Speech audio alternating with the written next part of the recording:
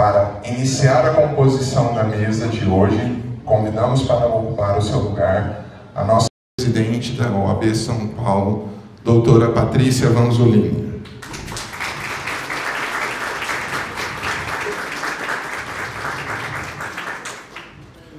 Para compor a mesa também, convidamos a nossa doutora Adriana Galvão, presidente da CAASP.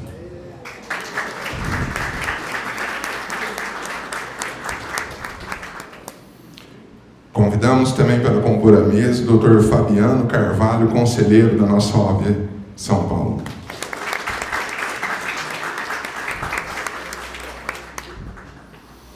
Convidamos também para compor a mesa o doutor Flávio Marques, também conselheiro da OAB São Paulo.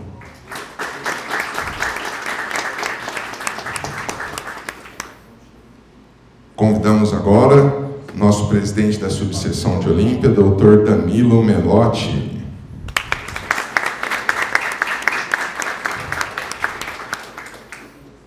Chamamos à mesa o nosso vice-presidente da subseção, doutor Danilo Pessoa.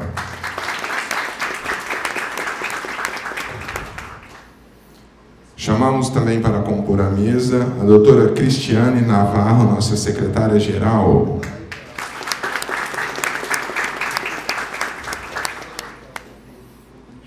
E para finalizar a composição da mesa, o doutor Newton Velho, tesoureiro da nossa subseção. Dessa forma, exposição às felicidades pela ESA, pela presença da doutora Patrícia Vanzolini, passo a palavra ao nosso presidente, doutor Danilo Melotti, para as boas-vindas. Podemos sentar.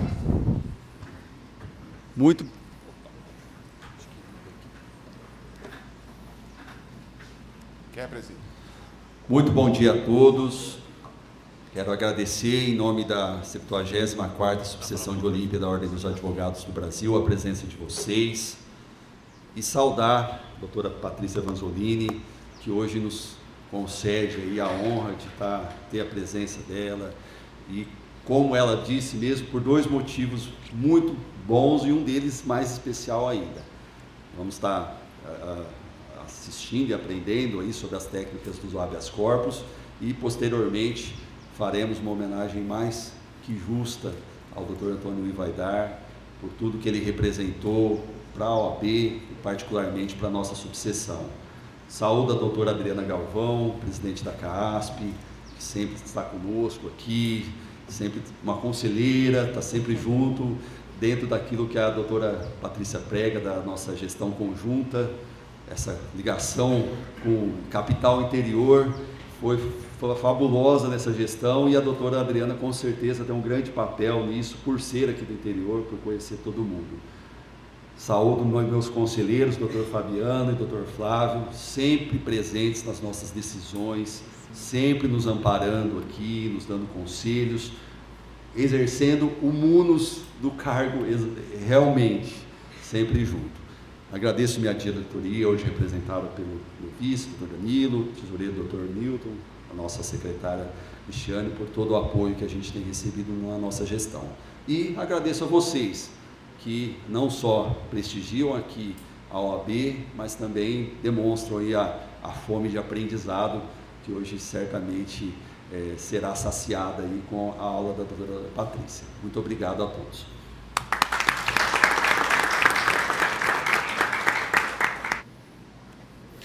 Passamos agora a palavra para a nossa ilustre convidada, a doutora Patrícia Vanzolini, para que inicie a palestra.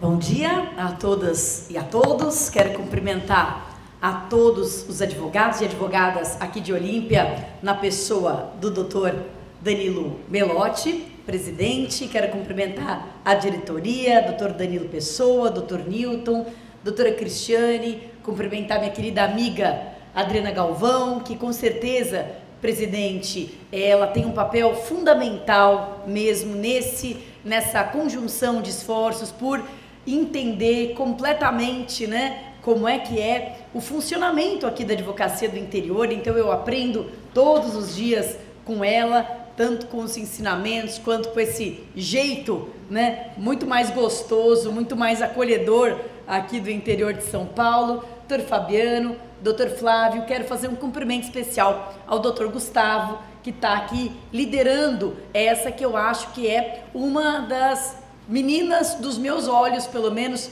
que é a ESA, né? Eu, por ser, além de advogada militante, também professora, sempre dei muito valor, aliás, como a professora Adriana, que estava dando aula agora de manhã, eu sempre dei muito valor para a educação. Você sabe, Adri, que ontem eu estava lá na Mackenzie, onde eu ministro aula, num evento da Semana Jurídica da Mackenzie, e em que eu presidia uma mesa com 5 advogadas dos maiores escritórios de São Paulo, assim, sócias, aquelas advogadas top do top do top, né? Eram só mulheres, era um evento sobre mulheres na advocacia. E foi muito bacana, cada uma contou a sua história, e aí deu pra gente ver, né? Para as minhas meninas, para as minhas alunas, verem, né? Como é que você chega lá, né? No topo de um grande escritório, cada uma foi contando a sua trajetória, mas uma coisa todas tinham em comum, o estudo. Todas disseram, olha, eu saí da faculdade, logo fui fazer uma especialização, depois entrei no mestrado, engatei um doutorado. Isso era um denominador comum de todas, cada uma com uma trajetória. Então, eu realmente acredito que o estudo, ele muda a vida, né? Estudo que a vida muda, isso realmente não é uma frase de efeito, para mim é uma verdade absoluta. Então, eu fico muito feliz aqui com a ESA, e uma prova do nosso comprometimento com o ensino jurídico foi o programa já mencionado também pelo presidente Danilo, que é o programa Anuidade de Volta, né? Aquele programa que a gente instituiu na gestão e que todo real pago a título de anuidade vira crédito para realizar os cursos da ESA, tanto os cursos telepresenciais quanto os cursos presenciais, os cursos de pós-graduação. Então, gente, eu faço de fato esse convite, essa exortação, essa convocação. Usem os créditos, né? Se não for por nenhum outro bom motivo, ou pelo menos para não perdê-los. O crédito está lá. Se você entrar ali no site da ESA, na tua parte, na tua área logada, basta você fazer um cadastrozinho ali com o teu número do OAB, você vai ver, você tem um crédito de tanto. E aí você escolhe como você quer gastar. Abre ali, só de curiosidade, o cardápio da ESA, você vai ver a infinidade de curso, de todas as matérias, de todos os tipos, online, além dos presenciais. Surgiram também para o doutor Gustavo cursos. Eu sempre acho que é legal essa gestão participativa, né? Às vezes a advocacia fala, olha, a gente queria muito ter aula com um tal professor, né? Com a doutora Adriane Bramante, uma aula sobre, né, direito previdenciário. E aí faz, né? Monta aqui. A gente tem toda a boa vontade, tem muitos professores na gestão, né, Adri? A gente acabou reunindo muitos professores que têm muita vontade de vir, de ensinar, de passar conhecimento. Então, esse é o convite que eu faço aqui logo de início. Bem, e daí, para não me alongar muito, eu vou iniciar, então, o nosso tema. A gente está com a coisa aí preparada. Querem sentar ali? Então tá bom. Nós vamos ser seus alunos. Então tá certo. Puxa vida, que honra. Agora eu vou ficar um pouco intimidada, mas a gente lida com isso. Bom, gente, a minha palestra aqui, do habeas corpus na prática, ela foi motivada por a minha prática, não é? Eu sou advogada criminalista militante, atuante há 22 anos. Então eu fui percebendo como é que o meu estilo foi mudando. E sabe, tem coisas que a gente não aprende nos livros, que a gente não aprende na faculdade, que a gente aprende na prática. E a ideia é passar um pouco, sobretudo para os mais jovens, para que eles não cometam tantos erros quanto eu cometi, até chegar ao conhecimento, né? A gente vai indo por tentativa e erro. O nosso objetivo é fazer atalhos, né? É não precisar passar pelos erros e já passar logo para os acertos. Então vai ser uma aula, gente, ou uma palestra aqui, modestamente, muito prática. Eu não vou falar da teoria do habeas corpus, não vou falar do surgimento lá do habeas corpus com o João Sem Terra, também não vou falar dos cases de habeas corpus no Supremo. A ideia não é fazer uma aula densa sobre o conteúdo do habeas corpus, mas falar sobre a forma do habeas corpus. Por isso, mesmo quem não é advogado criminalista, né? Mesmo quem não tem essa alegria na vida de ser advogado criminalista, mesmo para quem nunca vai fazer um habeas corpus na vida, eu acho que você vai poder usar algumas coisas na tua prática cotidiana. Talvez você vá conseguir aproveitar alguma coisa do que eu vou falar, mesmo na advocacia trabalhista, na advocacia civil, na advocacia previdenciária, enfim, em outras áreas, né? Eu acho que a gente pode aproveitar. Algumas coisas serão mais específicas realmente para o habeas corpus, mas outras serão mais genéricas. Então, eu criei aqui os 5 pilares, ou as minhas 5 dicas para o habeas corpus nota 10. O habeas corpus livre de erros. Fazer um habeas corpus nota 10 garante que ele vai ser concedido? Não, porque infelizmente nós não temos o poder da caneta. Quem tem a caneta é o juiz.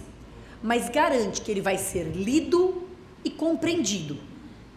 O que nós queremos quando fazemos uma peça, não é mesmo? É que ela seja lida, compreendida e concedida. Concedido o nosso pedido. Lido e compreendido, nós podemos fazer muito para conseguir isso. E eu te digo uma coisa, da minha experiência, eu acho que sempre foi assim, mas hoje ainda mais. Se você consegue ser lido e compreendido, a tua chance de ter o seu pedido deferido é muito maior, Agora, é claro que isso não depende totalmente da gente, depende em primeiro lugar do caso. Vamos combinar, vamos ser sinceros aqui, nós entre nossos pares, que nem todo caso é um caso fácil, que nem todo caso é um caso bom, não é? Tem casos em que o nosso direito é mais ou menos forte, não é? Então, claro que se o nosso direito for muito frágil, mesmo com o habeas corpus nota 10, vai ser difícil que ele seja concedido. Por outro lado, também depende do juiz, né? E sobre ele a gente não tem controle. Mas eu acho que nós podemos melhorar muito a nossa performance e eu vejo isso nos meus habeas corpus, nas minhas peças. Como elas foram efetivamente melhorando ao longo do tempo e como o meu êxito foi também aumentando. Meu sucesso, no sentido de me fazer entender e ter deferidos os meus pedidos, foi aumentando visivelmente ao longo do tempo. Então eu resolvi reunir aqui 5 dicas que eu acho essenciais para a gente aumentar as nossas chances para ter um habeas corpus concedido. A primeira dica que está ali, a gente pode, é só flechinha para frente, flechinha para trás. Isso. Pode ir a flechinha para frente, assim, tchum. Boa. A minha primeira dica, que é mais específica para habeas corpus, eu não sei aqui quantos militam na área criminal, mas aqui eu tenho uma questão mais específica da área criminal e de fato do habeas corpus. O habeas corpus, ele é uma peça muito importante, muito abrangente. A gente usa habeas corpus para tudo. A gente usa habeas corpus para declarar uma nulidade, a gente usa habeas corpus para declarar uma ilicitude da prova, a gente usa habeas corpus para corrigir dosimetria de pena. Ontem eu estava ali recebendo no OAB o ministro Sebastião Rey Júnior, e nós estávamos justamente falando sobre a quantidade de habeas corpus que são distribuídos diariamente no STJ. E aí eu falei, mas ministro, o senhor há de convir que com o nosso Tribunal de Justiça fica impraticável, a gente tem que... Ninguém faz habeas corpus por esporte, mas a gente faz porque você tem ali um tráfico privilegiado com uma pena de 1 ano e 8 meses e vai lá o Tribunal de São Paulo, contrariando jurisprudência consolidada do STJ e dá um regime fechado. E aí a gente tem que entrar com habeas corpus para corrigir essa questão do regime. Então a gente entra com habeas corpus realmente muito, até porque o sistema recursal do processo penal, ele é um pouco deficiente, né? Você tem a apelação, você tem o recurso em sentido estrito, mas existem muitas decisões de primeira instância que não comportam um recurso, que não tem um recurso específico. O juiz vai lá na audiência e começa a fazer perguntas diretamente para a testemunha. Não pode. Tem que ser a parte que primeiro faz a pergunta e depois o juiz faz os esclarecimentos. Artigo 212. O juiz diz respeito ao artigo 212. Qual o recurso cabível? Não tem. E aí a gente precisa fazer o habeas corpus. Na segunda instância, então, mais ainda, né? Você tem um erro de dosimetria da pena ou de regime. que é ratificado pelo tribunal, você vai entrar com recurso especial, que vai demorar 5 anos para ser julgado? Até aí seu cliente já cumpriu a pena inteira em regime fechado. Não vai dar nem tempo. Você tem que fazer o quê? Habeas corpus. Então a gente usa muito o habeas corpus. Ele é uma peça extremamente abrangente, mas ao mesmo tempo ele é uma peça extremamente limitada. É curioso, né? Porque as duas coisas, ele é abrangente, porque ele cabe num sem número de casos. Só que ele é uma peça, na verdade ele é uma ação, não é? O habeas corpus não é recurso, todo estudante sabe disso.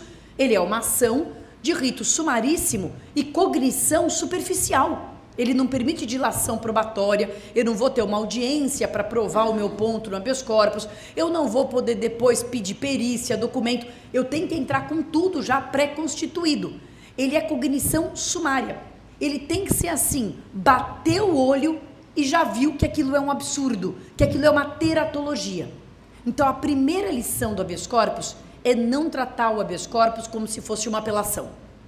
Não tratar o habeas corpus como se fosse memoriais, não tratar o habeas corpus como se fosse uma resposta à acusação. Habeas corpus é dedo na ferida. Habeas corpus é para resolver uma situação específica.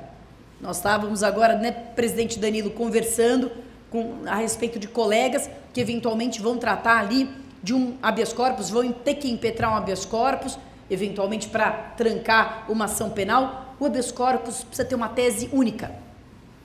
O habeas corpus não é uma peça para você fazer tese principal, tese subsidiária, uma nulidade, mérito, patati patatá. Não serve para isso. Para isso nós temos apelação, nós temos outros recursos. O habeas corpus, bem diz o meu querido amigo Mário de Oliveira Filho, do Papo de Criminalista, né? A gente dá uma mentoria de habeas corpus há muitos anos juntos, né? Eu e Marinho. E ele fala, o habeas corpus é como se fosse o médico que está no plantão do PS, do pronto atendimento. Chega ali um paciente, ele tem que resolver aquele problema. O paciente chegou lá com a cabeça quebrada, eu tenho que costurar a cabeça. Eu não vou perguntar se o paciente está passando bem, se ele está se alimentando, se o colesterol está bom. Eu não tento resolver tudo. É uma coisa específica. O que eu posso fazer eventualmente são, digamos, argumentos, né? Eu estou combatendo uma prisão preventiva. E aí eu posso ter 2 ou 3 argumentos para mostrar que aquela preventiva é ilegal. Mas eu não faço, digamos assim, teses subsidiárias, eu não fico juntando um monte de teses para fazer o famoso habeas corpão. Não, não. Eu, pessoalmente, dos meus 22 anos de advocacia, entendo que a cada problema, a cada defeito, a cada nulidade, você impetra um habeas corpus ali em cima da pinta. Né? Aliás, isso eu até falo a título de prerrogativa dos advogados. Você teve ali um entreveiro com o juiz. O juiz ele fez diretamente as perguntas, enquanto que você consignou em ata, que de acordo com o artigo 212, ele não poderia ter feito as perguntas, teria que passar a palavra para as partes começarem perguntando. Não bata a boca, não dê piti, não, consigna em ata, sai dali e faz um habeas corpus. Você vai ganhar esse habeas corpus e você vai ter que refazer, ele vai ter que refazer a audiência, né? Mas não, eu acho que é geralmente, e tudo que eu tô falando, gente, claro, você vai adaptar para o teu caso concreto. Direito penal ou direito em geral não é uma ciência exata. Então tudo é, digamos assim, tem exceções, tem caso e caso, mas como regra geral, eu acho uma má estratégia aquela história de colocar a nulidade de algibeira. Sabe as nulidades de algibeira? Aquelas nulidades que você vai colocando ali no bolsinho e você fala, um dia eu vou fazer uma canastra real de nulidade. Vai ter tanta nulidade que um dia eu vou entrar com a habeas corpus, né, e vou dar um strike no processo. Não rola, porque um habeas corpus que tenha muita tese, parece que você não tem ali um direito líquido e certo. Parece que você, na verdade, está enrolando a história. Né? O habeas corpus tem que ser uma tese única, muito evidente, clara, né, que permita que o julgador olhe aquilo e fale, nossa, isso aqui realmente é um absurdo. O resto do processo eu não sei, o resto da matéria eu não sei, mas isso aqui é um absurdo total e eu vou corrigir. Então a escolha, a inteligência da escolha da tese é a primeira estratégia para ganhar um habeas corpus, para fazer um habeas corpus perfeito. Bata ali naquele pronto, aprofunde, verticalize, mas num ponto, não disperse. Essa é a primeira dica. A minha segunda dica, a gente vai com a flechinha para frente, é a seguinte. Se o habeas corpus tem que ter uma tese única, se o habeas corpus é dedo na ferida, é flecha no alvo, ele tem que ser curto.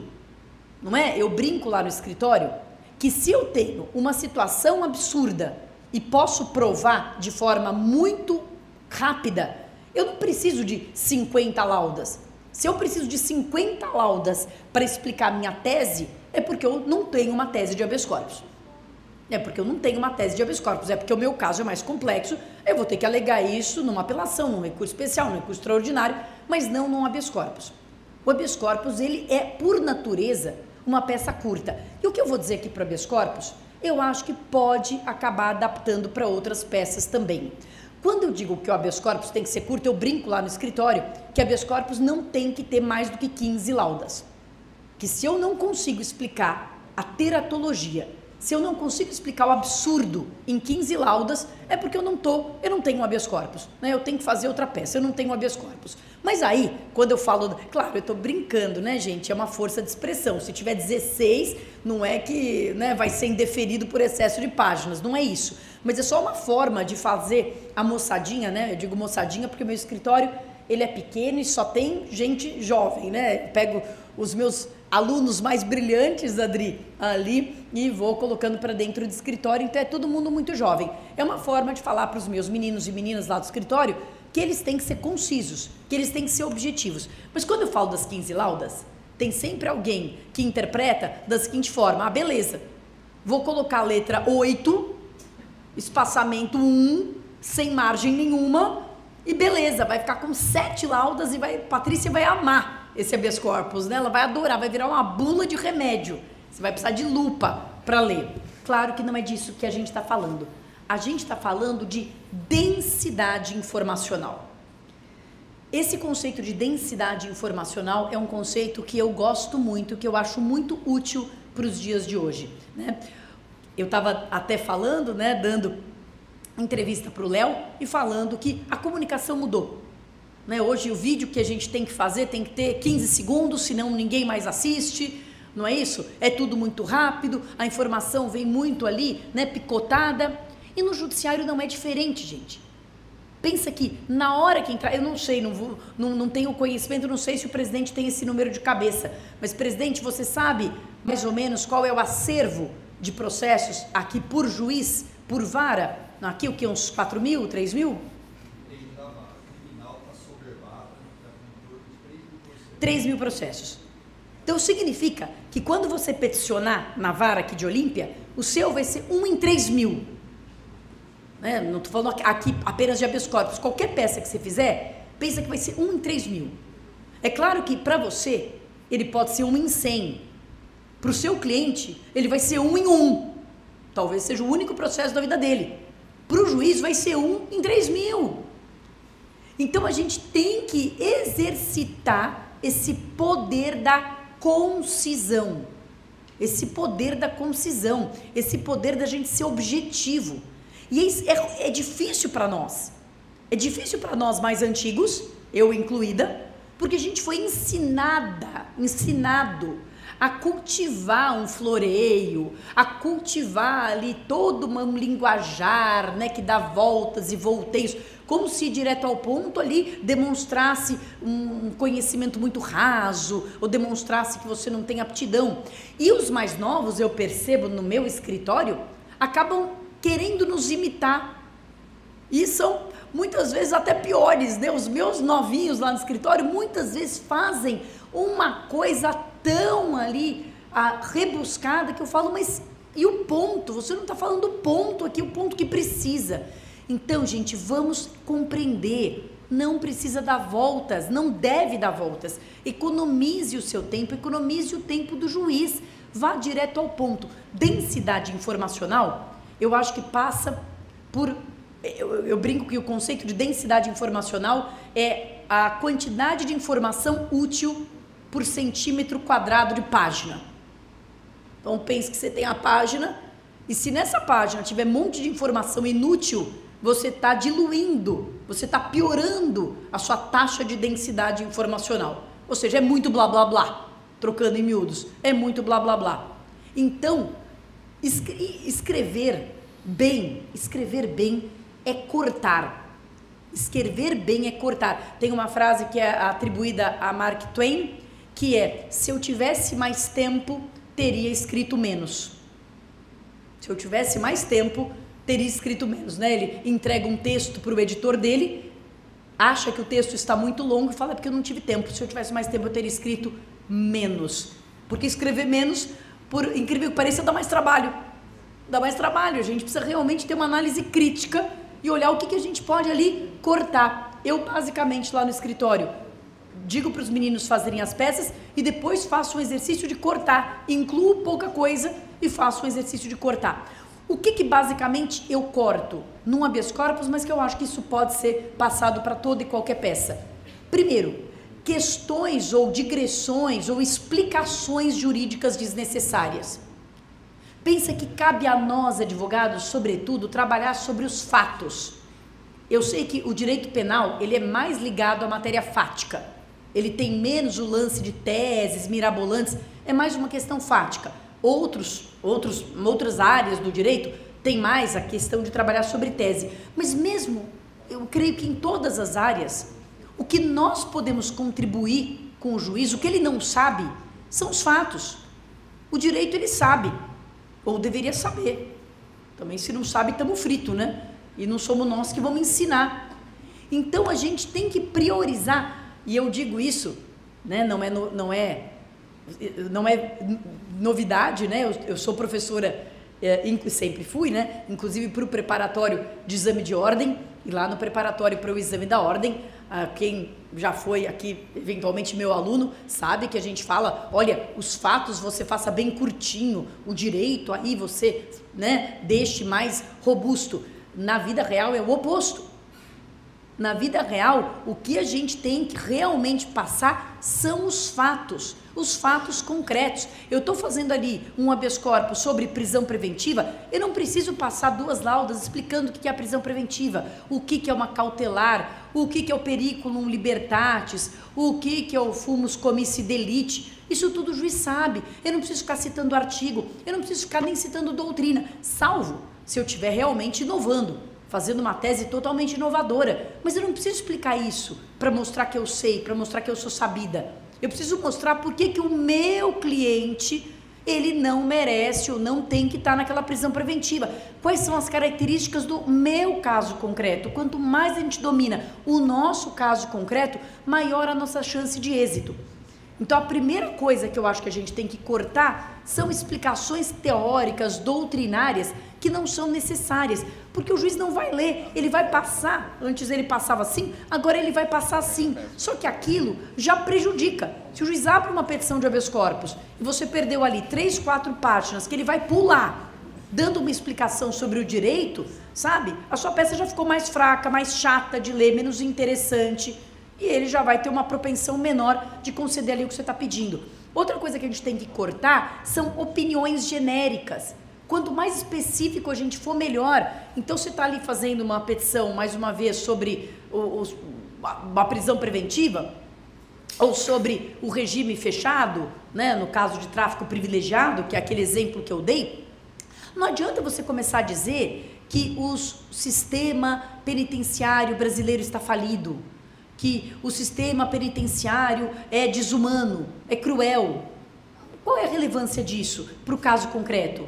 O juiz ele vai soltar o teu cliente só porque o sistema penitenciário está falido? Primeiro, o juiz já sabe que está falido. Ou ele concorda com isso, ou ele discorda e acha que não está falido. E aí você não vai entrar nesse debate. E isso não vai mudar o teu caso concreto, porque ele vai falar: tá bom, então eu vou soltar todo mundo que vier aqui só porque o sistema está falido?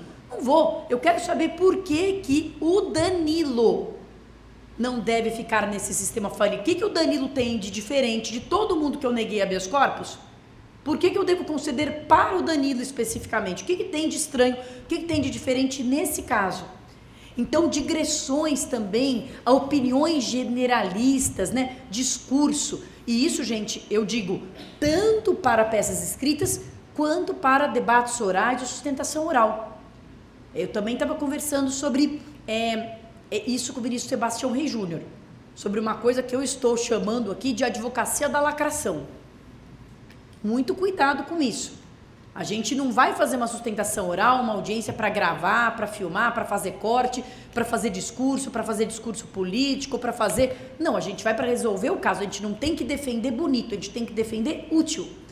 E para defender útil, a gente tem que falar do nosso caso. Eu percebo que há alguns desvios, né? Se eu não sou contra a área redes sociais, né? Todos que me conhecem sabem, muito pelo contrário. Acho as redes sociais maravilhosas, uma forma incrível de comunicação. Mas ela não pode desvirtuar a finalidade do processo. A finalidade do processo não é você depois sair bonito ali, né? Num trecho que captou no Instagram de você falar, não, é você resolver o problema do Danilo, do Fabiano, do Flávio, daquela pessoa que confiou sua vida a você e te contratou, né? Então, evitar um discurso assim generalista, um discurso ideológico, um discurso político, tudo isso não vai funcionar e pode inclusive indispor, né? Se o juiz ele tiver uma outra visão, se o juiz tiver um outro perfil, o juiz desembargador ele pode inclusive achar aquilo incômodo, inconveniente. Não é hora de você convencer ninguém de grandes questões da humanidade, né? É hora de resolver o caso concreto. E mesmo no caso concreto, a gente tem que ter a consciência de fazer um recorte. E isso muitas vezes é difícil porque o cliente não quer, né? Muitas vezes o nosso cliente quer que a gente coloque ali na petição toda a vida dele, né? Que a gente diga de fato tudo o que aconteceu. A gente não precisa e nem o juiz está interessado em saber tudo o que aconteceu na vida dos... Eu vou dar 2 exemplos disso que eu estou falando, de casos concretos lá do meu escritório. Um, não era um habeas corpus, era um pedido de instauração de inquérito de uma situação de violência doméstica. Uma mulher me contratou como vítima, ela é vítima de violência doméstica, para fazer um pedido de instauração de inquérito. Ela tinha sido espancada pelo ex-marido no prédio em que ela morava, ali no hall do prédio. Eles tiveram uma discussão, ele começou a espancá-la, tudo filmado, gravado pelas câmeras do prédio e etc. Eu falei, olha, que absurdo, isso já era uma sequência de condutas de violência doméstica que ela vinha sofrendo violência doméstica faz tempo, mas não havia ainda denunciado, né, que ela era a primeira denúncia. E eu falei, olha, vamos tocar esse inquérito, eu acho que aqui o nosso objetivo é conseguir que isso ande rápido, que isso não fique parado na delegacia, que isso não fique ali, ande rápido, para ele, eventualmente, depois do devido processo legal, lógico, ser condenado rápido, porque acho que ele só vai parar com uma sentença condenatória, né? Uma pessoa com muito dinheiro, que ficava achando que nada iria acontecer. A hora que acontecer uma coisa, ele vai botar um pé no freio. Então a gente tem que conseguir alguma coisa rápida.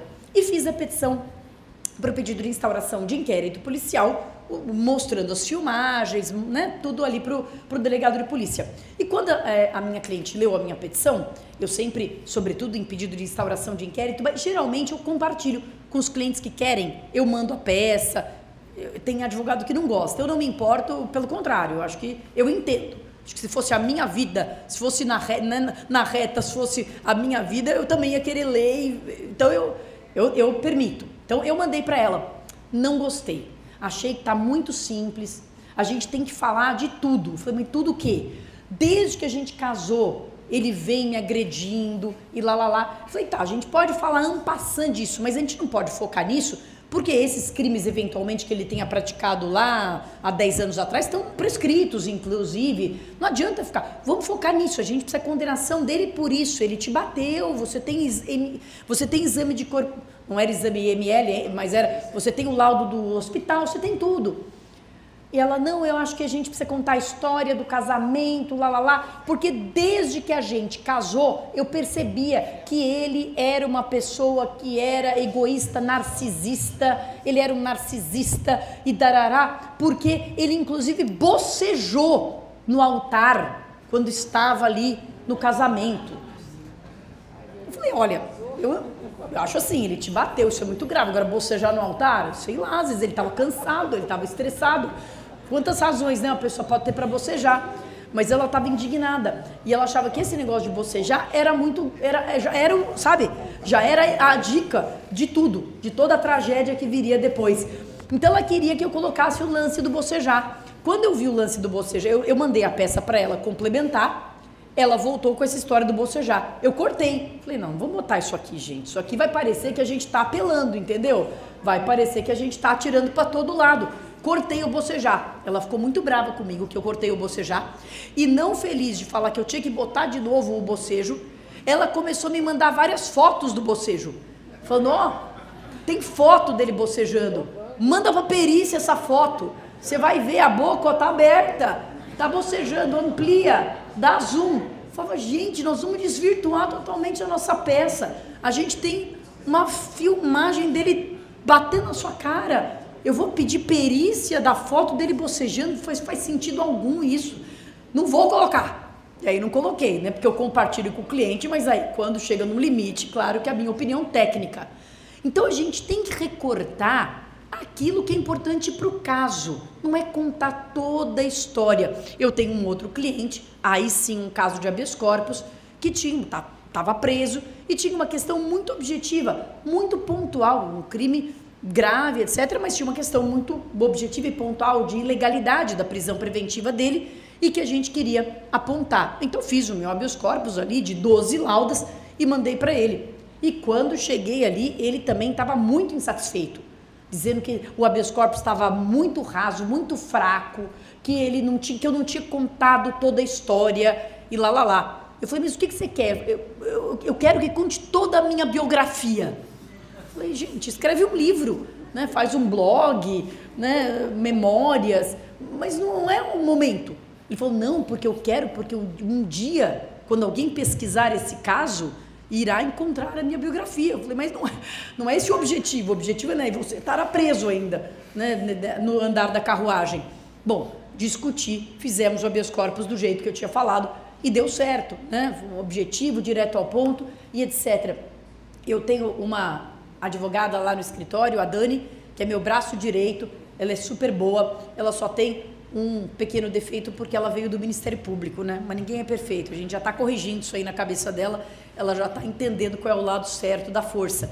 E então, ela tem aquela mania, ela tinha aquela mania de começar todas as peças contando, né, o caso e fazendo aquele relatório do processo. O réu foi citado, ele foi intimado lá. Eu falo, mas para que você está perdendo o tempo do juiz, gente? O Ministério Público já fez isso, o juiz já sabe disso. Não precisa, vá direto ao ponto no que interessa do caso. Então, mesmo em relação ao caso, e no habeas corpus isso é mais importante ainda. Eu vou dar um exemplo aqui, e eu acho que vocês vão entender bem direito o que eu estou falando, mas a gente não precisa contar nem do caso concreto aquilo que não for importante para resolver o problema. E para, digamos assim, materializar essa ideia de densidade informacional, eu uso, aí eu tô mostrando porque eu acho, né, eu estou falando, eu gosto de mostrar como é que faz. Não é obrigatório usar, nem todo mundo usa, mas eu já vi outros advogados também. Eu uso uma coisa que é a ementa. Você sabe que o juiz, o desembargador ali faz uma ementa, né? E quantas vezes a gente só lê a ementa? Vamos ser sinceros? Quantas vezes a gente vai direto na ementa e depois a gente vai procurar o acórdão se quiser saber mais algum detalhe, né? Pois é. Então, eu cheguei à conclusão, até em conversas com meu querido amigo, o meu BFF, ele é juiz, né? De Bebedouro, um bebedourense também, né? O Madeira. E a gente troca muita figurinha. Ele vive falando, né? Puxa, mas os advogados gostam que faça isso, gostam que faça aquilo. E eu pergunto, e os juízes? Eles gostam que faça isso, gostam que faça aquilo? A gente vive trocando figurinhas. E ele me disse uma coisa e eu entendi. Juiz gosta de spoiler. Juiz gosta de começar a ler a petição já sabendo onde você quer chegar. O desembargador gosta de ouvir uma sustentação já sabendo onde você vai chegar no final, porque senão causa uma angústia espiritual. Ele se sente em lost, sabe? Vendo uma coisa que ele fala, será que isso vai chegar a lugar algum? Será que não vai chegar a lugar nenhum? Será que vai ter coerência? Então, um jeito de dar o spoiler para o juiz, a gente pode ir com uma flechinha para frente, é a emenda. Então, como é que eu faço? Ó, essa é a segunda folha do meu habeas corpus. A primeira folha é normal, vou lá, excelentíssimo senhor doutor, desembargador presidente do Egresso Tribunal de Justiça do Estado de São Paulo, Patrícia Vanzolini, advogada inscrita na OAB número tal, vem impetrar ordem de habeas corpus em favor de Danilo Melotti, contra a coação ilegal da juíza doutora Adriana Galvão, e lá. Acabou, isso é a primeira folha. Na segunda folha, ao invés de começar a escrever o meu habeas corpus, eu coloco um resumo. Então, eu vou ler rapidamente para você ver como disso aqui você entende o caso inteiro. Dessa folha você entende o caso. Egresso Tribunal de Justiça, plena da turma, eminente julga desembargador relator, douta procuradoria, ementa do pedido. Paciente acusado da prática de lesão corporal. Já sei o crime. Exame de corpo de delito juntado aos autos, atestando a ocorrência de lesão e mencionando documentação fotográfica, que, no entanto, não foi acostada aos autos junto com o respectivo laudo. Então, está dizendo o seguinte, tem um laudo dizendo que ela tem uma lesão na boca, mas não tem a documentação fotográfica, não tem a fotografia da lesão. Está escrito lesão, mas não tem a fotografia da lesão. 3. Paciente que nega veementemente a prática delitiva. Veja, nesse habeas corpus, eu não fiz a defesa dele, eu não disse que ele era inocente, eu só estou dizendo que ele nega para mostrar que há uma controvérsia sobre os fatos, porque se ele tivesse confessado, seria irrelevante a questão da foto. Essa é a questão. Então, eu estou dizendo, ele nega, ou seja, há uma colidência de versões. Indica assistente técnico para que analise a imagem dos vestígios e sua compatibilidade com a versão apresentada pela denunciante. Esse rapaz me procurou, ele estava sendo acusado de lesão corporal em situação de violência doméstica contra a ex-mulher. Ele estava sendo acusado disso. Ele negava veementemente e ela dizia que tinha sido atingida por um soco e ele negava. Ele disse que ela veio para cima dele e que ele ergueu o braço e que ela encontrou o rosto com o cotovelo dele. Era essa a versão dele. A versão dela é de que ele tinha desferido um soco na boca. É um caso delicado porque é um caso de violência doméstica. Em violência doméstica, a palavra da vítima tem muito valor e tem que ter muito valor mesmo. Em violência doméstica, nós não podemos realizar nossa defesa desmerecendo, desqualificando a vítima, e não podemos mesmo. Então, eu não iria fazer uma defesa dizendo, olha, essa mulher é louca, olha, essa mulher está interessada em não sei o que lá. Não, falei, eu vou te defender objetivamente, se a gente conseguir dados objetivos para a sua defesa. Perguntei a ele, e aí eu tenho que confessar que eu tenho esse hábito. Eu perguntei a ele se a acusação era verdadeira ou falsa. Não porque eu tenha nenhuma vocação para ser juíza, eu não julgo, mas primeiro porque eu sou curiosa. Vocês são curiosos como advogados? São, você gosta de saber? Eu gosto, eu me corroo de curiosidade. E às vezes, olha, eles mentem na cara de pau, hein? Olha, se cliente criminalmente, hein? Na cara dura. E mais os homens, muito mais. As mulheres geralmente chegam e falam a verdade com fé. Fiz mesmo, doutor, é isso. Homem mente, batom na cueca, ele mente, ele vai mentindo. Mas eu aperto, eu gosto de saber a verdade. Eu gosto de saber a verdade por duas razões. Primeiro, porque eu sou curiosa. Depois, porque isso muda a estratégia. Se ele está se defendendo de uma acusação que factualmente é falsa, eu vou ali cavar até a verdade aparecer.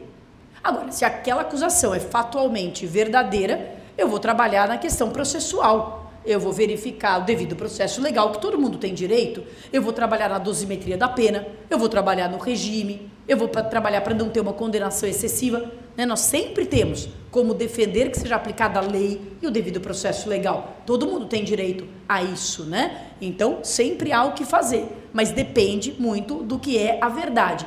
Ele me falou e me jurou que era mentira. A versão da denunciante era mentira, que a versão dele era verdadeira. Eu fui até o lugar dos fatos, que era o apartamento dele, fiz uma reprodução junto com ele de como é que tinha sido, levei um perito médico legista que trabalha muito comigo, né? Que é o Dr. Walter. Levei o meu perito médico legista e o perito viu a nossa reconstituição. E daí eu falei, Dr. Walter, você teria condição de dizer, a partir do laudo, qual dessas duas versões tem maior probabilidade de ter acontecido? Você tem a possibilidade de fazer um pensamento, digamos assim, do avesso, a partir do laudo, dizer, isso aqui tem mais chance de ter acontecido num soco ou tem mais chance de ter acontecido num encontrão? O senhor teria condição de dizer? E o Dr. Walter, com muita honestidade, que é muito importante trabalhar com peritos que sejam probos e honestos, que não digam apenas o que você quer ouvir, né, porque esses não têm credibilidade nenhuma. Então ele falou, não sei, depende da foto.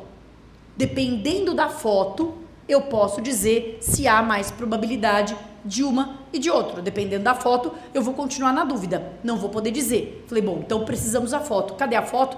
Não tinha foto. Então, é isso que aconteceu. Nós contratamos um assistente técnico para que, a partir da foto, pudesse dizer qual era a versão mais provável. Pedido da defesa técnica em fase de resposta à acusação para que seja expedido um ofício ao IML para que junte a documentação fotográfica mencionada no laudo pericial, para que então, de posse dessa documentação, possa o assistente técnico formular quesitos a serem respondidos pelo perito oficial, contraditório diferido. 5. Pedido indeferido, sob o argumento de que a providência poderá ser adotada pela própria parte, se for o caso. O juiz da violência doméstica indeferiu o nosso pedido. Ele disse que a foto não era necessária, porque já tinha o laudo, e disse que, se nós julgássemos que a foto era necessária, nós deveríamos obtê-la por esforço próprio. Fundamentação inidônea, que configura constrangimento ilegal e cerceamento do direito de acesso à prova. A parte não tem possibilidade de autonomamente obter o documento mencionado no laudo diretamente do IML, que só é fornecido por ordem judicial. Documento fundamental que integra o laudo. O assistente técnico indicado e já admitido pelo juízo não tem como examinar a validade das conclusões do laudo ou a versão da denunciante sem acesso à documentação mencionada. Pedido de deferimento da expedição de ofício ao IML para que junte aos autos a documentação fotográfica mencionada no laudo e liminarmente de suspensão da audiência já marcada. Acabou. Deu para entender o que é meu habeas corpus? Então eu não fiz o meu habeas corpus querendo dizer que ele é inocente, contando toda a história. O meu habeas corpus é sobre isso. Eu tenho ou não tenho direito a essa fotografia? Esse é o problema. Eu tenho ou não tenho direito a essa fotografia? E aí o habeas corpus aqui, dando aqui o spoiler, foi concedido. E o juiz teve que requisitar o IML a fotografia. E quando a fotografia veio, a fotografia, o laudo era lacônico, ele dizia lesão na boca. A fotografia era uma lesão bem localizada, que tinha até cara, a gente não podia afirmar, mas de uma afta, sabe? Uma coisa bem circunscrita ali, um determinado local da boca. E o nosso perito disse que aquilo não era compatível com a versão de um soco, porque um soco teria pressionado a gengiva, as partes moles da boca, contra os dentes e teria formado várias lesões, digamos assim, não teria formado uma lesão pontual, teria formado várias lesões e que, portanto, a maior probabilidade, embora ele não pudesse afirmar, a maior probabilidade é que aquilo não fosse mesmo uma lesão oriunda de um soco, e com isso a gente tinha uma prova técnica para trabalhar, sem nenhum ataque de cunho pessoal, mas uma prova técnica ali para trabalhar a versão do réu, e ele foi ao final absolvido. E eu, sem falsa modéstia, acho que ele foi absolvido muito pelo esforço da defesa. A gente sabe que casos assim, como eu disse, a palavra da vítima vale muito, tinha ali o exame de corpo de delito, dizendo que tinha lesão, tinha a palavra dizendo que havia autoria, né? Seria muito difícil, de fato, absolvê-lo se não fosse esse esforço de conseguir a foto, de contratar o assistente técnico, de fazer a perícia. A gente fez a perícia e fez, inclusive, uma reconstituição 3D, né, de como é que teria sido a dinâmica de acordo com ela e de acordo com ele, mostrando que a versão dele tinha mais credibilidade, não pela palavra dele ter mais, mas tinha mais compatibilidade com a prova técnica do que a versão dela. Então, esse uso de ementa, eu acho que é uma coisa que pode ser interessante, né? Se você quiser um dia experimentar numa petição, num habeas corpus, porque ele te dá essa organização mental. E o habeas corpus em si, que eu não coloquei aqui todo, lógico, mas ele tem aqui, sei lá, umas 12 laudas, e ele é justamente um detalhamento disso. Não foge disso. E o problema, justamente dessa coisa de você querer abrir demais, quando eu peguei esse habeas corpus, o pessoal lá do escritório tinha começado a falar, olha, a acusação é infundada. Eu falei, se você faz um habeas corpus, já começando assim que a acusação é infundada, o seu habeas corpus não vai ser sequer lido, ele já vai gerar uma antipatia imediata, porque o desembargador vai falar, pomba, o que esse advogado está querendo provar aqui nos autos de um habeas corpus, num processo que ainda está rolando, um processo que está começando agora, que acabou de TRA, o que esse advogado quer provar que o réu é inocente? Então, às vezes a gente fala umas coisas, o pessoal do escritório fala bastante disso. Não, mas já vamos dizer que o réu é inocente para isso já ir ficando na cabeça. Gente, não tem nada na cabeça. Você acha que o desembargador vai ter na cabeça o teu caso entre os 20 mil que ele tem para julgar, para daqui a 2 anos, quando você for fazer uma apelação, ele ligar com isso, que na verdade o réu já era inocente? Não vai estar na cabeça de ninguém. Então seja objetivo. Se o problema não é que ele é inocente ou não, o problema aqui não era esse, o problema era apenas se eu tenho ou não direito à foto. É isso, né? Então a gente acho que tem que ser mais objetivo. Ser objetivo, só complementando, não significa ser lacônico. Às vezes o pessoal também confunde. Então ser objetivo quer dizer simplesmente eu vou falar isso e acabou. Não. Você fala, você repete. Aqui nesse caso era um habeas corpus simples mesmo, mas você pode usar elementos gráficos, e nós vamos para o nosso ponto, né, da moda, que é o visual law.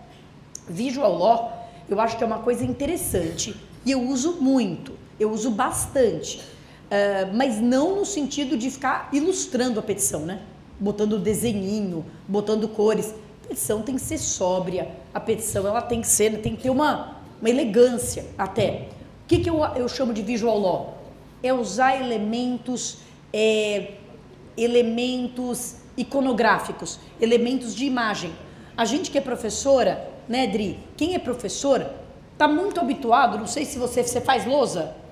Total. A gente está muito habituado a fazer lousa. E quando a gente faz lousa, a gente geralmente não faz um textão na lousa, né? Você não vai ficar escrevendo ali um texto imenso na lousa. Você faz chave, você faz um quadro sinótico, você faz um mapa mental, você faz uma tabela. Então, esse raciocínio é muito interessante de você colocar numa petição. Eu tenho algumas coisas que quase que todas as minhas petições têm. Tabela, linha do tempo. Em penal é muito importante linha do tempo, né? Você saber o que vem depois do que. Tabela, linha do tempo, organograma. Né? Você está fazendo aí um caso de família que você tem que provar quem casou com quem, depois de quem, teve filho com quem, depois morreu. Né? Você apresentar isso como se fosse numa aula, visualmente, né? Ter recursos visuais para apresentar isso, é muito interessante. O próprio Ministério Público faz isso, né? Você vê quando eles fazem aquelas denúncias imensas de organização criminosa, não é? Eles sempre têm aquele organograma que mostra a orcrinha aqui, o núcleo político, o núcleo empresarial, quem era sócio da empresa tal. Eles usam isso e a gente tem que usar também. Então esse tipo de elemento visual é muito bem-vindo, mas é para reforçar uma mesma ideia, não é para ampliar, não é para contar a história do mundo. Essa é a questão da densidade informacional. Podemos passar para a próxima. A minha terceira dica, que aqui é mais especificamente de habeas corpus, é a instrução, né? O habeas corpus, ele é uma peça que não vai comportar, podemos ir para a flechinha para frente, dilação probatória. Então você já tem que entrar com todos os documentos, mas todos os documentos não significa o processo de capa a capa. Aliás, um dos ministros, não sei se foi o ministro Sebastião ou o ministro Reinaldo Soares da Fonseca, que até deu um pito, né? Bem que eles não têm que dar pito na gente, mas deu um pito no advogado, que ele entrou com um habeas corpus e um caminhão de documentos sem explicar que documento, que era o que dizia respeito ao quê. A gente não precisa, antigamente, na época do processo físico, era comum a gente pedir cópia de capa a capa do processo e botar tudo no habeas corpus, porque just in case, né? Por falta de documento é que eu não vou perder esse habeas, né? Melhor o que a bunda não prejudica. Hoje, na nossa sociedade de excesso de informação, gente, o que a bunda pode prejudicar. Você faz um habeas corpus super objetivo, conciso, mas junta o processo inteiro e não explica onde é que estão as coisas importantes. Bem, o seu julgador vai pensar, eu tenho que ler tudo isso para decidir aqui um direito líquido e certo, uma teratologia. Não vou ler tudo isso, né? Ele que discuta isso no processo. Então não precisa, o processo é eletrônico, todos têm acesso. Junte a documentação essencial para a compreensão da controvérsia. E se aqui eu juntei 3 documentos. Eu juntei o próprio laudo, que mencionava a documentação fotográfica, eu juntei a minha petição de resposta à acusação, pedindo o juiz que requisitasse, e a adesão do juiz. Só. Eu não juntei nem a denúncia. Não achei necessário nesse caso. Não importa. O que importa é que ele tem ou não tem direito de ter a foto que estava mencionada no laudo. Acabou, né? Então, junte com, digamos, moderação o que é importante para a compreensão da controvérsia. Então, vamos lá. Você escolheu uma tese única, forte, matadora. Você fez um habeas corpus objetivo, conciso, claro, cristalino. Maravilha. Instruído com os documentos perfeitamente organizados. Protocolou. Entregou para Deus? Não, ainda não. Nós já vamos entregar para Deus, mas ainda não. Nós ainda temos que fazer. Vamos para a próxima, querida. Pois bem, memoriais e despacho. E aqui eu gosto sempre de falar isso, sobretudo com a jovem advocacia. Me perdoem aí os mais experientes de eu estar falando, talvez chovendo no molhado, mas porque eu percebo que são coisas que a gente não aprende na faculdade, e são coisas que a gente não aprende nem no curso preparatório da OAB, mas que são muito importantes. O nosso processo, ele vai se misturar com mais 5 mil, 10 mil lá no tribunal. Ele vai ser mais um que vai passar por um assessor, que vai ler aquilo. E outro detalhe, uma coisa que a gente não, muitas vezes não se atenta para a organização interna dos tribunais. Aqui no TJ de São Paulo, no STJ e no STF é a mesma coisa, mas aqui no TJ de São Paulo, no TRF. O habeas corpus aqui no TJ, no TRF, vai ser julgado por 3 desembargadores, correto? O relator e os outros 2 desembargadores. Quem vai ler o seu habeas corpus é o relator. Os outros 2 não vão ler com profundidade o seu habeas corpus. Eles, via de regra, vão ler o voto do relator para concordar ou divergir dele. Se Deus quiser, vão ler antes. Às vezes ele só tem ciência na própria sessão de julgamento. Então, existe uma probabilidade alta que os 2 que não são o relator não tenham lido o seu habeas corpus. Isso é verdade. Por quê? Porque, veja, se tem uma turma julgadora que sou eu, Danilo e Fabiano, a gente já faz um combinado, até porque a gente se conhece há muito tempo, eu confio muito neles e eles em mim. Assim, Patrícia, os habeas que você for relatora, você relata e a gente vai revisar por cima. Por quê? Porque o Danilo tem os casos em que ele é relator, esse sim ele precisa estudar. E o Fabiano também, tem os casos em que ele é relator. Não pensemos que os 3 desembargadores estudarão com a mesma profundidade todos os habeas. Não, ele vai estudar com profundidade o habeas em que ele é relator. Os outros ele vai passar por, mais superficialmente.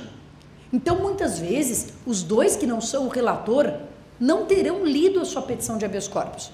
Eles irão ler o voto e o relatório. O relator não faz um relatório?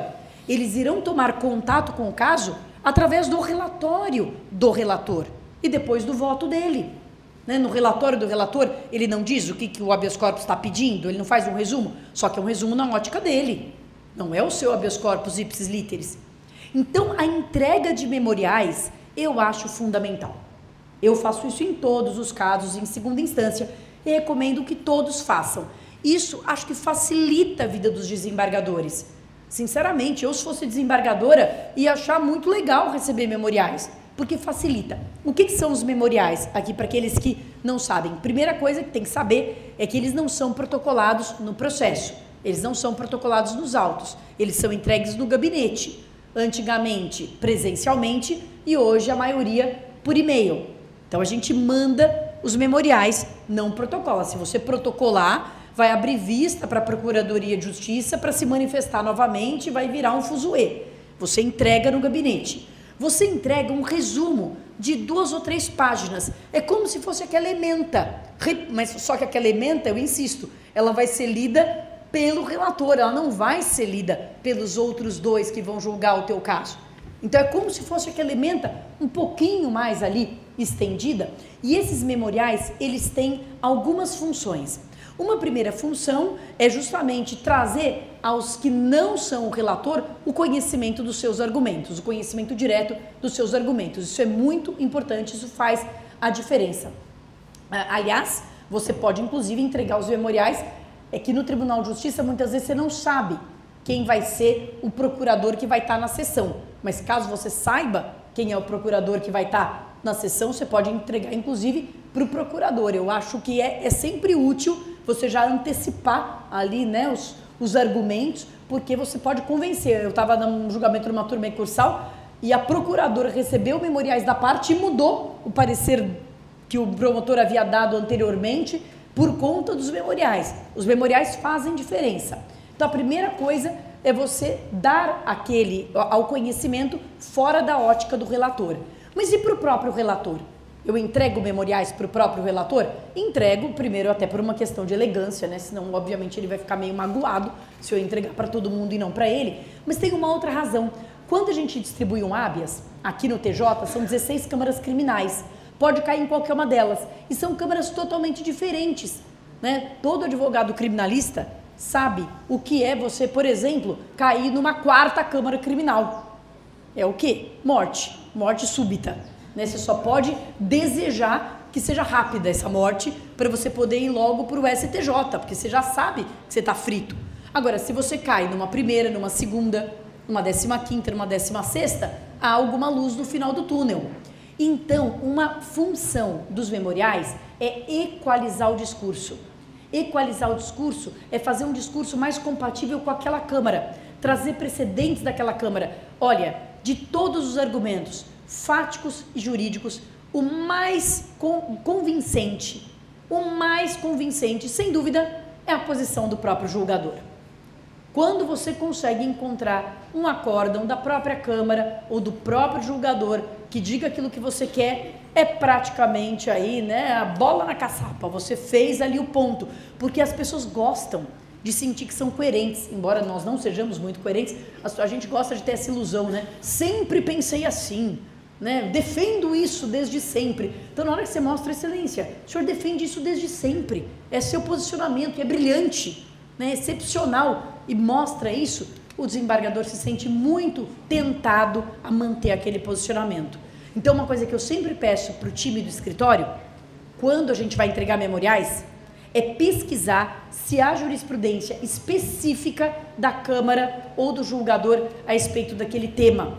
E junto isso nos memoriais, porque eu acho que isso convence. Então, eu sempre mando memoriais. Quando eu mando memoriais? Eu mando memoriais pouco antes do julgamento. Para aqueles que não são relator, não adianta mandar antes, porque eles nem têm conhecimento do que vai estar na pauta, eles não vão se ligar. Então, quando vai à mesa para julgamento, eu mando os memoriais para os dois que não são o relator. Para o relator, eu tento mandar os memoriais, mando os memoriais e tento despachar com o relator antes. Quando o processo é distribuído, eu despacho com o relator para já, enfim, né, ter uma aproximação ali e tentar formar o conhecimento dele. Com os outros dois, antes do julgamento, uma semana antes do julgamento, eu mando os memoriais. E por que eu coloquei memoriais e despacho? Porque eu mando memoriais e tento ter uma conversa de 3 minutos com o desembargador, com cada um dos desembargadores. Hoje os despachos, a maioria está aceitando fazer online, então é bem mais simples. Por que eu despacho? Por 2 razões também. Primeiro, porque eu não tenho certeza se eles vão ler os memoriais, né? Uma coisa é entregar, outra coisa é ele ler. Quando a gente marca despacho, isso nós todos já entendemos, né? Que muitas vezes, quando a gente marca o despacho, aí é que o juiz lê a nossa petição, não é mesmo, doutores?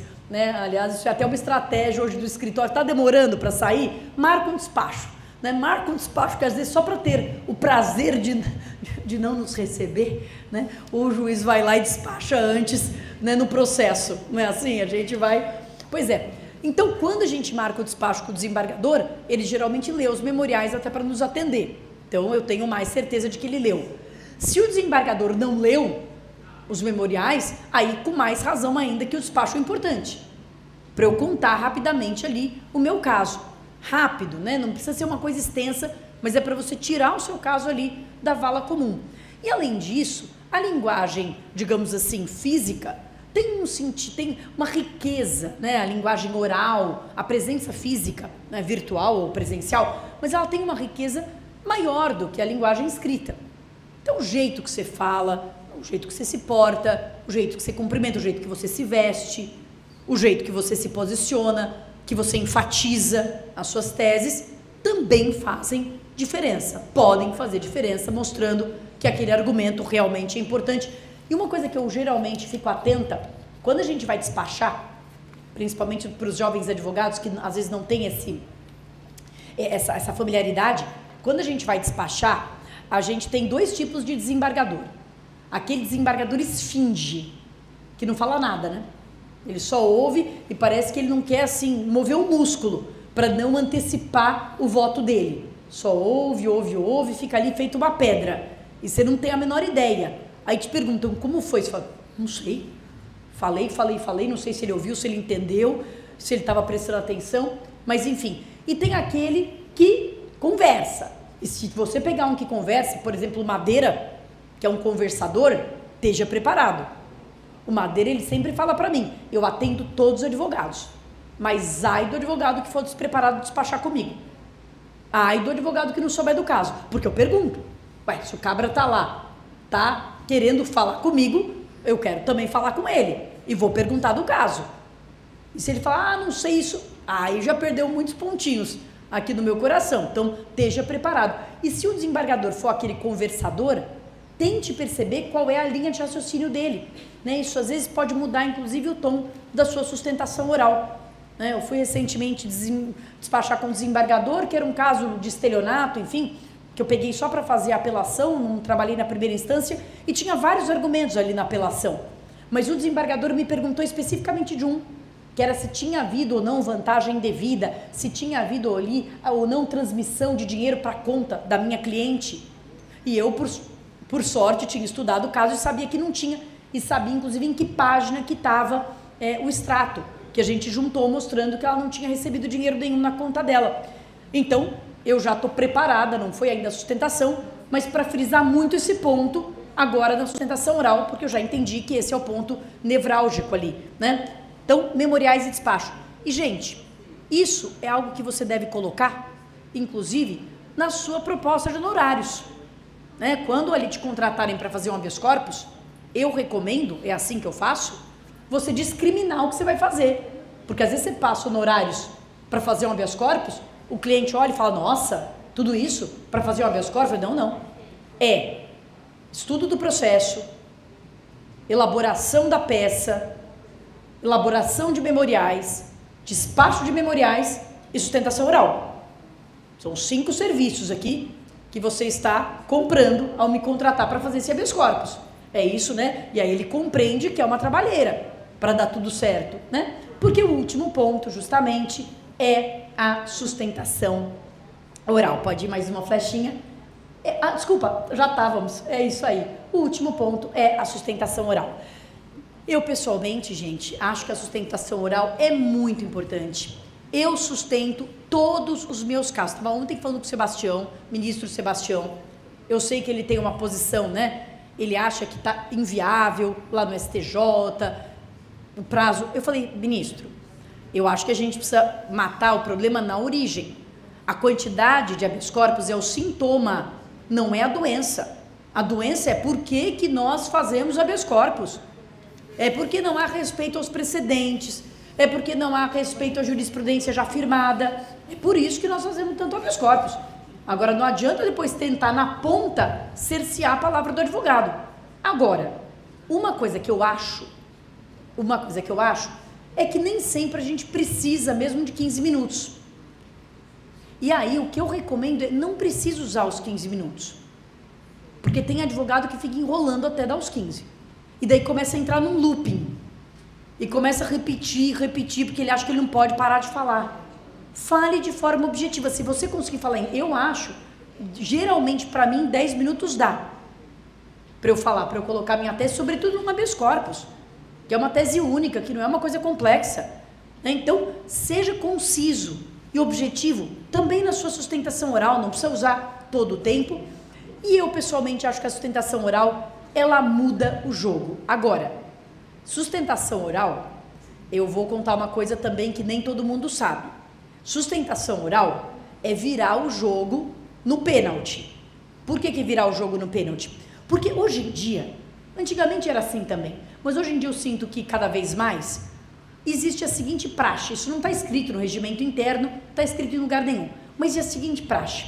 Você chega lá para sustentar presencialmente, com a sua bequinha, ou virtualmente, eu também sempre sustento de beca, mesmo que virtualmente, e aí você é chamado né, ali na gradinha, né, você é chamado ali, e aí alguém fala assim para você, doutora Adriana, o seu habeas corpus está sendo concedido, a senhora quer sustentar? A doutora Adriana vai dizer, não, obrigada, não, tá tudo bem, tá sendo concedido, né, vai ocupar o tempo. Tem advogado que fala, quero, né, mesmo assim. Bom, tudo bem, né, eu já ouvi o argumento, não, mas e se você foi contratado só para sustentar? Bom, tá bom, aí sustenta. Mas eu acho que se você foi contratado só para sustentar e conseguiu ganhar o habeas corpus sem sustentar, você deveria ganhar o dobro. Porque não é, o seu silêncio já foi tão eloquente que você não precisou nem abrir a boca. Olha que baita advogado. Isso que só a sua presença já foi suficiente. Isso que é um grande advogado. Bem, pode haver situações excepcionais, mas geralmente, se isso acontecer, o advogado não sustenta. Geralmente, se ele é chamado e é informado que ele ganhou, ele não sustenta, até em respeito à fila de 38 colegas que estão ali esperando para sustentar. Então, ele não sustenta. O que significa uma coisa boa e uma coisa ruim. A coisa boa é que você pode ser chamado. A coisa ruim é que você pode não ser chamado. E se você não for chamado, é porque você sabe que a vaca já está indo para o brejo. Se você não for chamado, já é um indicativo de que o relator está votando contra você. Ou seja, a gente já entra na sustentação perdendo. Isso é uma verdade. E você tem que saber disso. Você entra ali para virar o jogo. Você entra ali para conseguir um voto vista, para conseguir tirar de pauta, para conseguir convencer, sobretudo, aqueles que não são o relator. É difícil convencer o relator se ele já tem o voto dele. Muitos advogados me dizem assim, mas Patrícia, eles já vão com o voto pronto. Não é bem assim. O relator já vai com o voto pronto. Os outros não. Para o bem ou para o mal. Talvez eles já devessem ir, mas o fato é que não vão. Para o bem ou para o mal. Então, se eles vão seguir o relator e você tem condição de botar uma dúvida ali na cabeça deles e conseguir uma vista, você já sai ganhando muito. Eu tive um caso agora bem recentemente de uma situação em que o relator já havia votado e votado contra o habeas corpus, nosso habeas corpus. E o segundo desembargador também votou contra o habeas corpus. Nós fizemos a sustentação oral. E o terceiro pediu vista. Bom, habeas corpus não tem embargos infringentes, então, tecnicamente, a gente já tinha perdido, né? Porque já estava com 2 votos contrários, o terceiro pediu vista, já tinha mais ou menos que perdido. Mas você sabe que os votos, eles só são sacramentados quando termina o julgamento. Não havia terminado o julgamento ainda. Então, depois que se pediu vista, nós fomos fazer toda a via crucis de novo. Fomos despachar com os 3 de novo. Inclusive com o desembargador relator e com aquele que já havia votado. Fomos falar de novo, entregar memoriais novamente, né? Tentar convencê-los novamente, etc. E o julgamento estava marcado dali a uma semana. Dali a uma semana nós estávamos preparados para acompanhar, não havia mais sustentação oral, né? Porque já havíamos feito na sessão anterior. E daí, sei lá, 6 horas da manhã, sai ali uma decisão de que nós tínhamos ganhado o habeas corpus por votação unânime. Ou seja, aquele que havia pedido vista não apenas tinha votado a favor, mas convenceu os outros a mudarem o voto. E os 2 que já haviam votado mudaram o voto, o que é possível, né? O voto só é sacramentado até o final do julgamento. Mudaram o voto e a gente ganhou, não precisou, né? Nem teve a sessão, né? Já foi publicada assim a intimação. Então, sustentação oral muda. E o que me deixa muito, muito triste, e com aqui eu encerro, tirando o chapéu de professora e advogada e botando o chapéu de presidente, o que me deixa muito triste é que a advocacia do interior não tenha as mesmas condições de fazer a sustentação oral como a advocacia da capital. Porque há muitas câmaras criminais e cíveis e de direito público voltaram ao julgamento presencial, o que é um atraso completo. E aí eu queria dar uma notícia, aqui enquanto presidente aqui da seccional, de que nós oficiamos o Tribunal de Justiça para que cumpra o artigo 937, parágrafo 4º do Código de Processo Civil.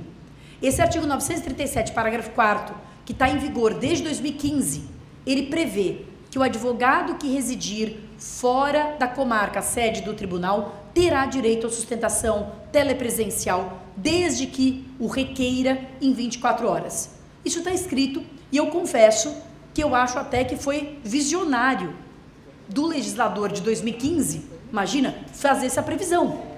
Em 2015 a gente nem imaginava, né, que a gente ia viver essa possibilidade.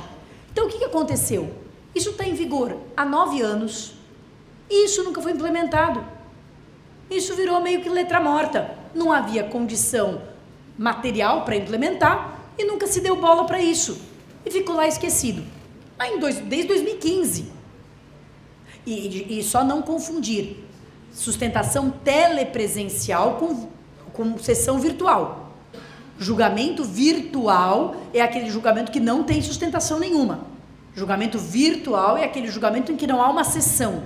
É aquele julgamento em que cada desembargador deposita o seu voto ali no plenário virtual e aí sai o resultado do julgamento. Isso é o julgamento virtual. A gente é geralmente intimado, não é? Para se opor ou não ao julgamento virtual. Eu, pessoalmente, sempre me oponho. Eu acho que em processo penal não presta julgamento virtual. Sempre me oponho, né? Mas isso não quer dizer que o julgamento tenha que ser presencial. Ele pode ser presencial ou telepresencial, o que é diferente do virtual. Então, virtual é uma coisa, telepresencial é outra. Isso estava lá desde 2015, a possibilidade do telepresencial, de sustentação oral telepresencial. Nunca deram bola. Em 2020 veio a pandemia, todo mundo teve que se virar nos 30 e entender como é que era o telepresencial. Todas as câmaras fazendo telepresencial. De repente veio embora a pandemia e aí algumas câmaras voltaram a fazer puramente presencial. Então a gente hoje primeiro tem uma situação de, alguém aqui estava falando comigo sobre segurança jurídica, etc. A gente tem uma situação de falta total de uniformidade, porque tem câmara que está fazendo só presencial, tem câmara que está fazendo só tele e tem câmara que está fazendo alternada. A híbrida em sentido estrito, a sessão híbrida, que é aquela em que eu tenho advogados presenciais e também outros entrando online, isso o TJ não consegue fazer, porque não tem infraestrutura de TI no TJ. O TJ é um prédio antigo, tombado, e não tem infraestrutura de TI que comporte isso em todas as câmaras ali do TJ. Então, segundo me disse o presidente, Dr. Fernando Torres Garcia, não há como fazer a híbrida. Mas então o que eu argumentei com ele é que se fizesse alternada, uma presencial e uma tele. E digo mais, entendo que a tele deveria ser exclusiva para a advocacia do interior. Por quê? Porque o advogado da capital ele pode ir na presencial. Ele acha mais cômodo fazer... Não, mas ele pode ir na presencial. Essa é a verdade. E isso está, inclusive, no Código de Processo Civil. O Código de Processo diz que o advogado que residir fora, que terá o direito à tele, não qualquer. Porque existe um temor, né, de que com o tele vai haver um boom de sustentações orais. Eu acho que não há esse risco, né, porque a tele ficaria reservada à advocacia do interior, que reside fora da comarca, e a presencial. Claro, nada impede o advogado do interior de fazer uma presencial. Evidente que não, né? Mas ele tem pelo menos a possibilidade de fazer a telepresencial. E nós oficiamos o Tribunal de Justiça, estamos aguardando uma resposta. A doutora Karina, que é assessora da presidência, vai me mandar, já se comprometeu a me mandar essa semana, uma relação de quais que estão fazendo presencial puro, para que a gente possa, então, fazer uma gestão junto com as câmaras que estão fazendo presencial puro, no sentido de fazer alternada, ao menos uma por mês que seja, telepresencial. Eu estou muito convencida de que isso é um problema grave, ao qual não está sendo dada a devida atenção. Eu tenho muita convicção de que isso é um problema de acesso à justiça, de que isso é uma discriminação com a advocacia do interior e de discriminação com a advocacia dos mais pobres. Não é porque você ainda se é um advogado do interior, mas tem um cliente que pode custear sua ida a São Paulo, é uma coisa. Agora, se você é advogado da assistência judiciária, por exemplo, você não vai sustentar, quer dizer que aquele assistido pobre que está sendo assistido pela assistência judiciária não terá direito? Isso é uma discriminação, inclusive, de caráter socioeconômico. Então, me parece que isso não é uma banalidade. E hoje, isso não está sendo feito por falta de vontade, né? Uma coisa é falta de condição material, mas não é um caso, basta a gente fazer sessões alternadas. Então a OAB vai entrar, e já entrou, mas está muito forte nessa briga, porque eu acho que isso é um problema de democracia mesmo, de legitimidade democrática. E acho que quando toda a advocacia do interior, da capital, do litoral, tiver igualdade de condições, aí sim nós vamos ter uma justiça muito melhor distribuída no nosso estado de São Paulo. Anteontem, estava lá na turma recursal, e o mesmo está acontecendo na turma recursal, porque as turmas recursais agora estão todas na capital. Os senhores sabem, eles extinguiram as turmas recursais do interior e ressuscitaram o antigo Tribunal de Alçada, né?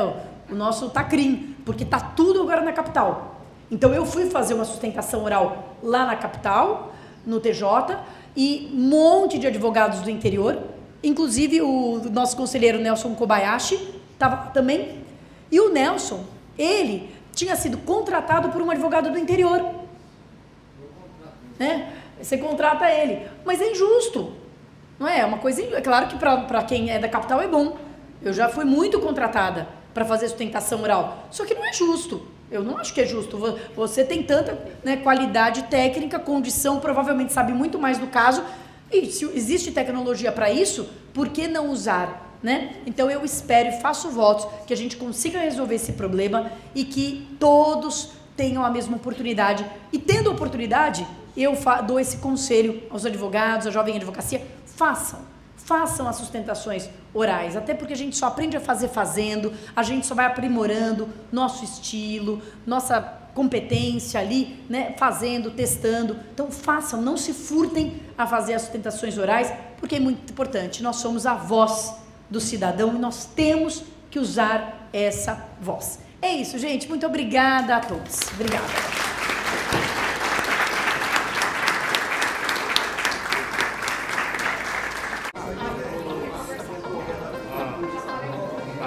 Representa, né? Muito obrigada. Representa. Muito obrigada. Iniciaremos nesse momento a entrega de mimos da diretoria para as autoridades e palestrantes locais. Iniciamos agora com a entrega de mimo para a nossa presidente da OAB São Paulo, doutora Patrícia Vanzolini.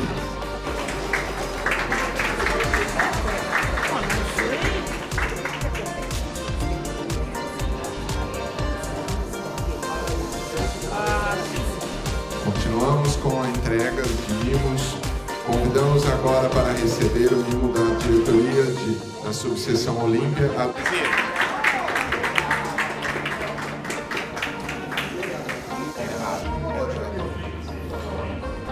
Continuando, convidamos para receber o mimo da diretoria o nosso conselheiro, Dr. Flávio Marques Alves.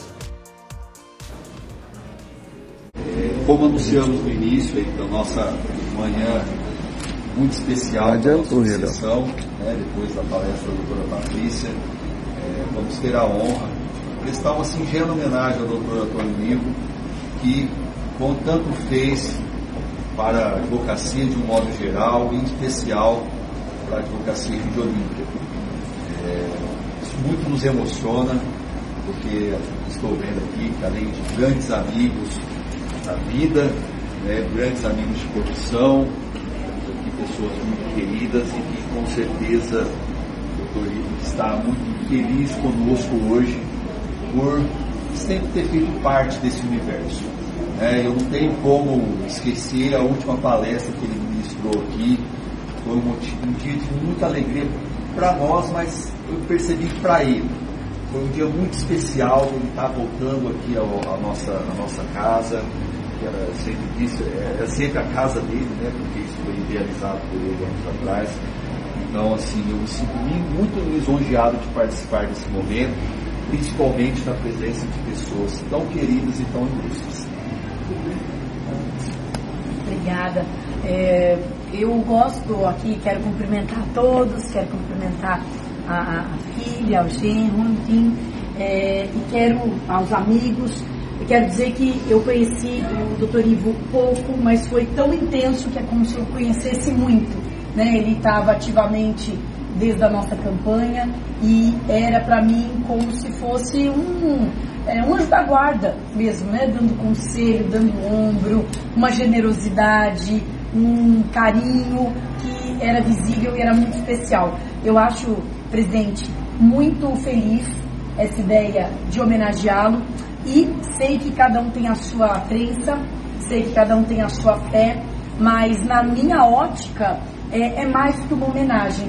De fato, é o próprio Dr. Ivo que ficará aqui nessa casa, eternizado, né? A presença dele ficará aqui, que eu acho que é onde ele gostaria de ficar, né? Vivendo aqui pela eternidade. Então, acompanhando as palestras, acompanhando as atividades da casa, acompanhando o OAB e nos abençoando com o seu amor, com a sua generosidade e com a sua dedicação à classe, como ele sempre fez.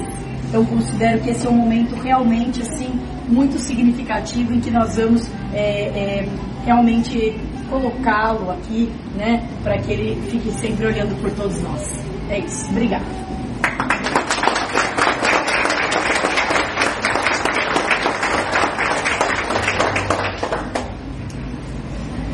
Eu queria só aproveitar a oportunidade para dizer também um pouquinho em relação ao Dr. Ivo, porque eu me sinto assim muito tranquila em dizer isso, Gabriela, porque eu acho que você tem uma irmã postiça. Na verdade, eu digo porque o Dr. Ivo foi um grande pai também de OAB que eu tive, junto com o meu pai. Na verdade, eles eram amigos de muitos anos, trabalharam muito juntos aqui pela nossa região.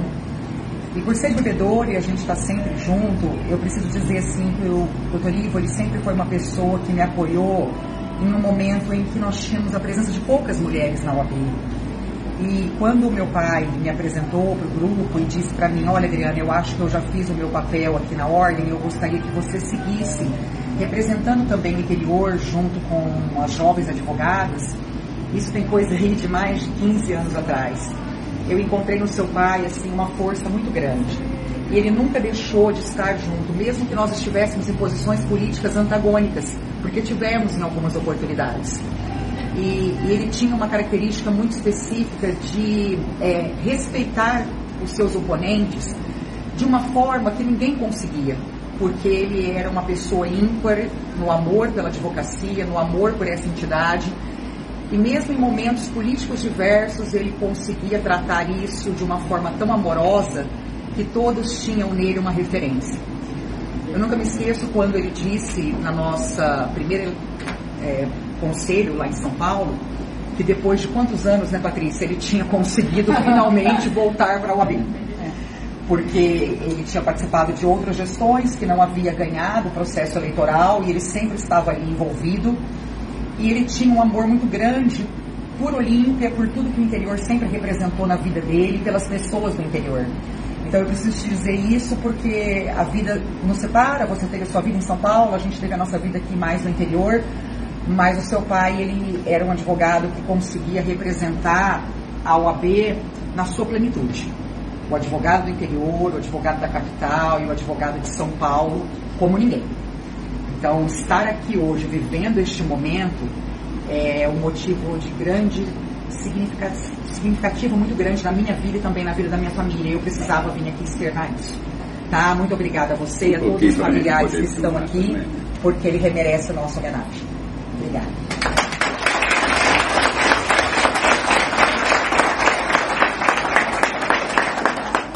Posso falar também?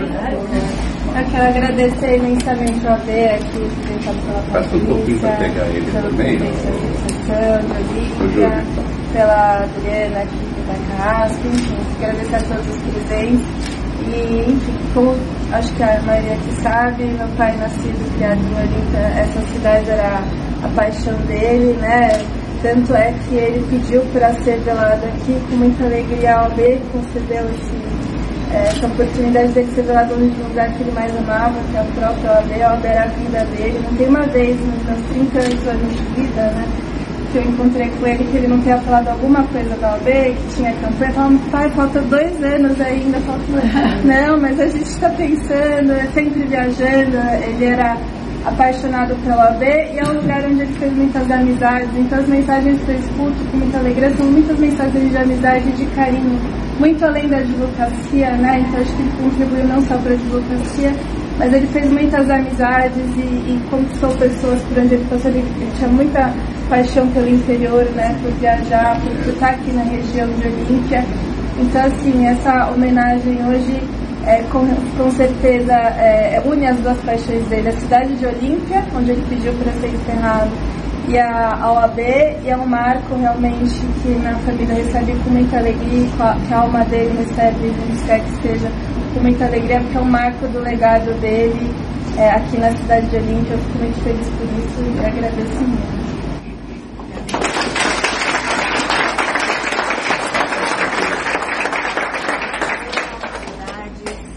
Eu estou aqui representando o prefeito Fernando Cunha, Gabriela, o jurídico do município de Olímpia, e eles não puderam, porque tem hoje uma reunião, nós estamos sofrendo muitos incêndios. Da defesa disso, nós estamos sendo penalizados aqui no interior, então por isso eles têm uma reunião com o governo do estado de São Paulo. Por isso não estão aqui. Mas para mim foi uma honra, um orgulho muito grande poder representar o município de Olímpia nessa homenagem. Como diz Santo Agostinho, o Antônio Ivo só passou para o outro lado.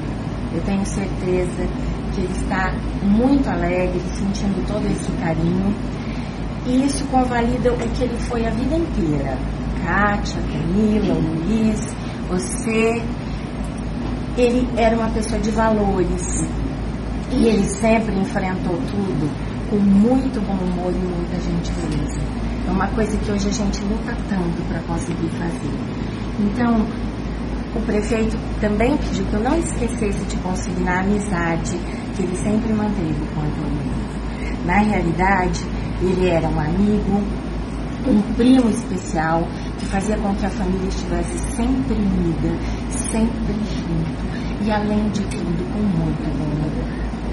Eu também lembro aqui do meu tio Ivo, que era uma pessoa especial, sua avó. Então, que eles recebam, nesse momento, todo o nosso amor e a homenagem, a nossa gratidão ao AB, que a gente tanto ama, né? E ao Antônio Ivo, que também mora no nosso coração.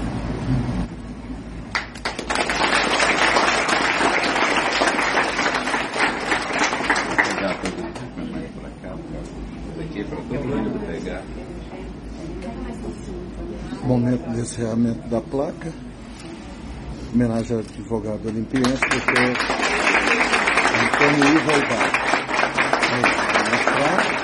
Agora pode, né? Placa. Emoção nesse momento. Gabriela, em nome da OAB da 74ª sessão, receba da doutora Cris Domingos.